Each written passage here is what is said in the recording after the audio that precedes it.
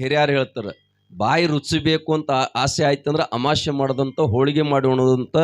ಜನರ ಮನಸ್ಸುಗಳು ಒಂದಿಟ್ಟು ಬೇರೆ ಬೇರೆ ಕಡೆ ಆಗಿತ್ತಂದ್ರೆ ಆ ಒಂದು ಮನಸ್ಸುಗಳು ಎಲ್ಲ ಮನಸ್ಸುಗಳು ಒಂದು ಕಡೆ ಸೇರಿಸ್ಲಿಕ್ಕೆ ಹಬ್ಬ ಅಂತಕ್ಕಂಥದ್ದು ಮಾಡಿಬಿಟ್ಟು ಅಂದ್ರೆ ನಮ್ಮ ಮನಸ್ಸುಗಳೆಲ್ಲ ಒಂದಾಗ್ತಾವ ಅಂತಕ್ಕಂಥ ಆಲೋಚನೆಯಿಂದ ಹಿಂದೆ ನಮ್ಮ ಪೂರ್ವಜರು ಮಾಡ್ಕೊಂಡು ಬಂದಿರತಕ್ಕಂಥದ್ದು.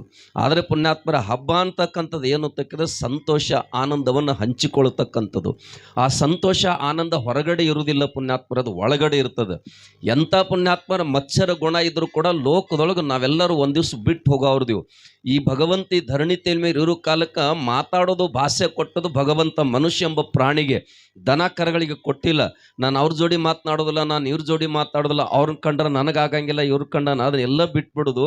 ಬಹುತೇಕ ಬಂಧುಗಳೇ, ಒಬ್ಬ ಕವಿ ಬರಿತಾನೆ, ಏನು ಬರಿತಾನಂತ ಕೇಳಿದ್ರೆ, ರಾವಣಗ ರಾಮ ಇಷ್ಟ ಆಗಲಿಲ್ಲಂತ.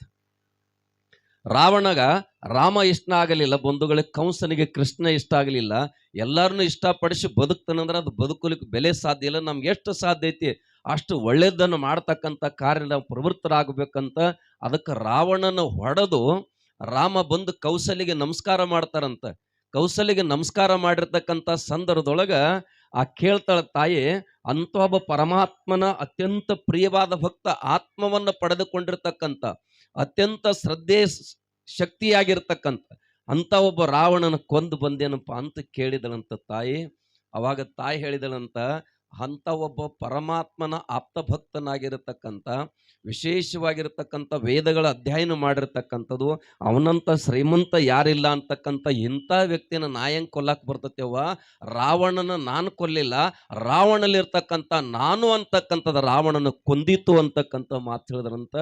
ಮನುಷ್ಯ ಜನ್ಮಕ್ಕೆ ಬಂದ ಮೇಲೆ ಪುಣ್ಯಾತ್ಮರ ಸಂಸ್ಕಾರ ಒಂದಿತ್ತಂದ್ರೆ ಎಲ್ಲವನ್ನು ಪಡಿಲಿಕ್ಕೆ ಸಾಧ್ಯ ಐತಿ ಅಂತ. ಅಕಸ್ಮಾತ್ ಪುಣ್ಯಾತ್ಮರು ಪಡೆದದ್ದನ್ನು ಕಳ್ಕೊಳ್ಳಾಕ ಅಹಂಕಾರ ಒಂದಿತ್ತಂದ್ರೆ ಎಲ್ಲ ಕಡ್ಕೊಳಕ್ ಬರ್ತೈತಿ ಅಂತ.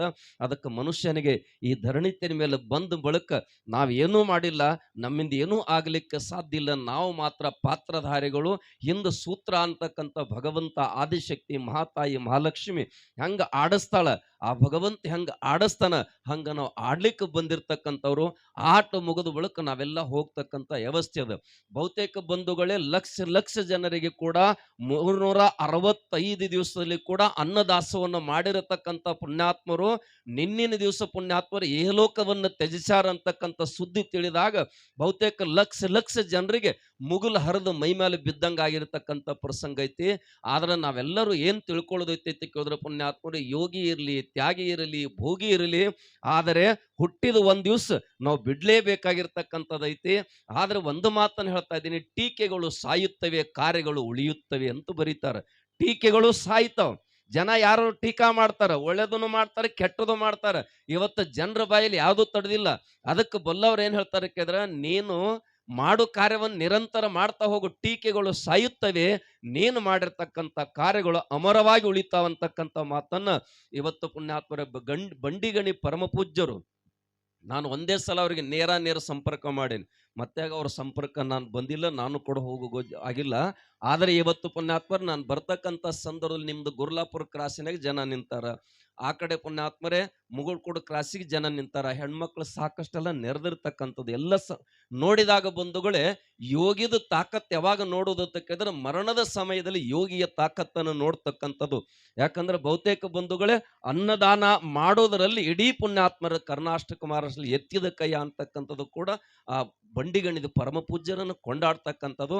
ಆದರೆ ಒಂದು ಮಾತ, ಈ ಧರಣಿ ತಲೆ ಮೇಲೆ ಎಲ್ಲರೂ ಕೂಡ ಪುಣ್ಯಾತ್ಮನ ಕನಕದಾಸರು ಬರಿತಾಳೆ, ಡಿಂಬದೊಳಿರುವ ಕಂಬ ಸೂತ್ರ ಗೊಂಬೆಯಂತೆ ಎಂದಾದರೂ ಒಂದು ದಿನ ಸಾವು ತಪ್ಪೋದೆ. ಅದಕ್ಕೆ ಬಂಧುಗಳೇ ಬರೀತಾರ DVG ಅವರು, ನಾನು ಸಾವಕ್ಕೆ ಒಟ್ಟ ಹೆದರುವುದಿಲ್ಲ. ಯಾಕೆ ಹೆದರುವುದಿಲ್ಲ ಅಂದ್ರೆ, ನಾನು ಇರೋ ತನಕ ಸಾವು ನನ್ನ ಸನೇಕ ಬರುವುದಿಲ್ಲ, ಒಂದು ವೇಳೆ ಅದು ಬಂತಂದ್ರೆ ನಾನು ಅವಾಗ ಇರುವುದಿಲ್ಲ ಅಂತಕ್ಕಂಥ ಮಾತನ್ನು DVG ಅವರು ಬರೀತಾರಂತ. ಅದಕ್ಕೆ ಬಂಧುಗಳೇ, ನಾನೆಲ್ಲ ನಿಮ್ಮಲ್ಲಿ ವಿನಂತಿ ಮಾಡೋದು ಏನು ಅಂತ ಕೇಳಿದ್ರೆ, ಊರಾಗ ಎಷ್ಟು ಒಳಿತಾಗ್ತಕ್ಕಂಥ ಕಾರ್ಯ ಅದಕ್ಕೆ ಸಹಕಾರ ಮಾಡಿ, ಅದಕ್ಕೆ ಬೆಂಬಲ ಕೊಡ್ರಿ. ಕೆಟ್ಟ ಮಾಡ್ತಕ್ಕಂಥ ಕಾರ್ಯಕ್ಕೆ ಸ್ವಲ್ಪ ಕಿವಿ ಸೂಚನೆ ಮಾಡಿ ಬಿಡಿಸ್ರಿ. ಆದ್ರೆ ಒಳ್ಳೆ ಕಾರ್ಯ ನಡೆದಂತ ಕೆಡಿಸ್ತಕ್ಕಂಥ ಎವರ್ಚಿಗೆ ಹೋಗಲಾರದೆ ತಾವೆಲ್ಲರೂ ಪುಣ್ಯಾತ್ಮರು ಈಗಾಗಲೇ ಹೇಳಿದ್ರು ನಮ್ಮ ಗೌಡ್ರು, ನಿಮ್ದು 55 ಲಕ್ಷ ರೂಪಾಯಿ ಹಣ ಗೋಳಿ ಮಾಡಿಟ್ಟಿರಿ ಅಂತಕ್ಕಂಥ ಮಾತನ್ನ ನಾನು ಒಂದು ಮಾತು ಹೇಳ್ತಾ ಇದ್ದೀನಿ. 55 ಲಕ್ಷ ರೂಪಾಯಿ ಎದಕ್ಕಾಗಬೇಕಂತ ಕೇಳಿದ್ರೆ ಇವತ್ತು 55 ಲಕ್ಷ ತೊಡಗಿಸ್ರ ಮುಂದಿನ ವರ್ಷನೊಟ್ಟಿಗೆ ಪುಣ್ಯಾತ್ಮ ಡಬಲ್ ಆಗ್ಬೇಕು ಅಂತ ಕಾರ್ಯಕ್ಕೆ ತೊಡಸ್ಬೇಕು. ಅಂತ ಕಾರ್ಯ ಯಾವ್ದಾದ್ರು ಇದ್ರೆ ಇವತ್ತಿನ ದಿನಮಾನದಲ್ಲಿ ನೀವು ಪುಣ್ಯಾತ್ಮರೇ ಕಾಲೇಜ್ ಮಾಡ್ಬೋದು, ಹೈಸ್ಕೂಲ್ ಮಾಡ್ಬೋದು, ಮೆಡಿಕಲ್ ಕಾಲೇಜಲ್ಲಿ ಬರ್ಬೋದು.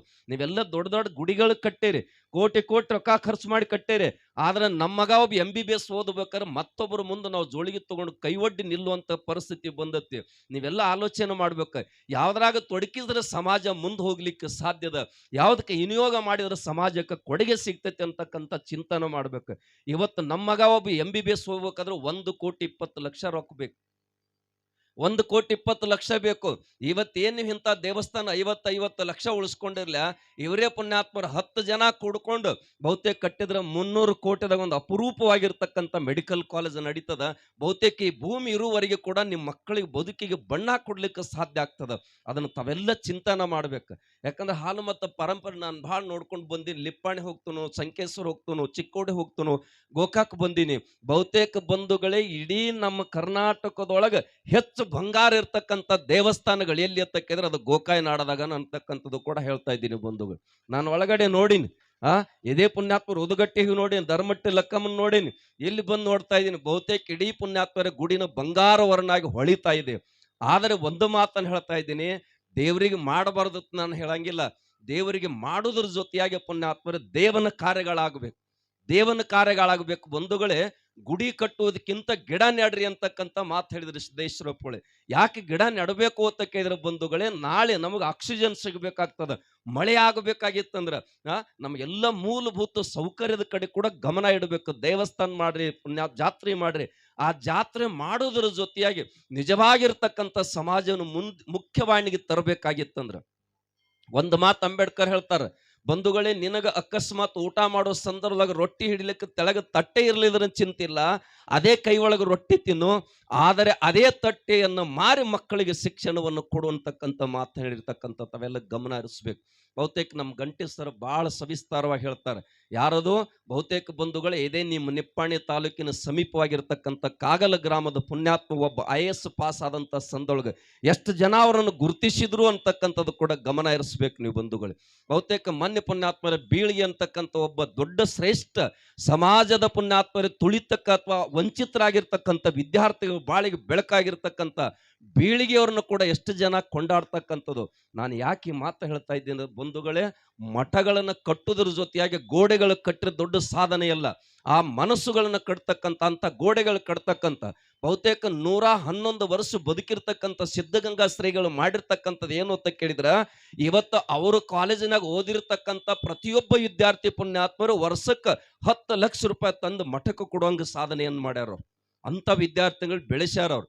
ಅಂತ ಮುಂದೆ ಬರ್ತಕ್ಕಂಥ ದಿನಮಾನದಲ್ಲಿ ಎಲ್ಲಿ ಶಿಕ್ಷಣ ಕ್ಷೇತ್ರಕ್ಕೆ ಹೆಚ್ಚು ಶ್ರಮವನ್ನು ವಹಿಸ್ತಾರ, ಯಾವ ಮಠಗಳು ಯಾವ ಮಂದಿರಗಳು ಆ ಕಾರ್ಯದಲ್ಲಿ ಪ್ರವೃತ್ತರಾಗ್ಯಾರ, ಅದ್ರ ಕಡೆ ತಾವೆಲ್ಲ ಮುತುವರ್ಜಿಯನ್ನು ವಹಿಸಿ ಗಮನವನ್ನು ಕೊಟ್ಟು ಮುಂದೆ ಬರ್ತಕ್ಕಂಥ ದಿನಮಾನದಲ್ಲಿ ಕೂಡ ಇದೇ ಪುಣ್ಯಾತ್ಮರೇ ತುಕ್ಕಾನಟ್ಟೆ ಗ್ರಾಮದಲ್ಲಿ ಕೂಡ ಸುಂದರವಾಗಿರ್ತಕ್ಕಂಥ ಶೈಕ್ಷಣಿಕ ಕಾರ್ಯದಲ್ಲಿ ನೀವು ದಾಪುಗಾಲ ಹಾಕಿದ್ರೆ ಆ ದುಡ್ಡನ್ನು ವಿನಿಯೋಗ ಮಾಡಿದ್ರೆ ಪುಣ್ಯಾತ್ಮರ ಹಾಳಾಗಲಿಕ್ಕೆ ಸಾಧ್ಯ ಇಲ್ಲ.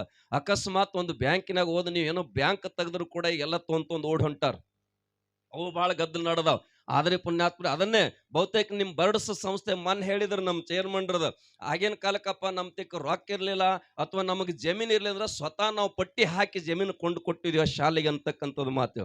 ನಾನು ಒಂದು ತಿಂಗಳಲ್ಲಿ ಶಾಲೆ ಬಂದು ಹೋಗೇನಿ BSW ಮಾಡಿರ್ತಕ್ಕಂಥ ಸಂದು. ನಾನು ಯಾಕೆ ಈ ಮಾತು ಹೇಳ್ತಾ ಇದ್ದೀನಿ ಅಂದ್ರೆ ಬಂಧುಗಳೇ, ಕಾಲ ಹೋಗ್ಯದ. ಇವತ್ತು ನೀವು ಕೃಷಿ ಮಾಡಬೇಕಾದ್ರೂ ಶಿಕ್ಷಣ ಬೇಕಾಗಿತ್ತು,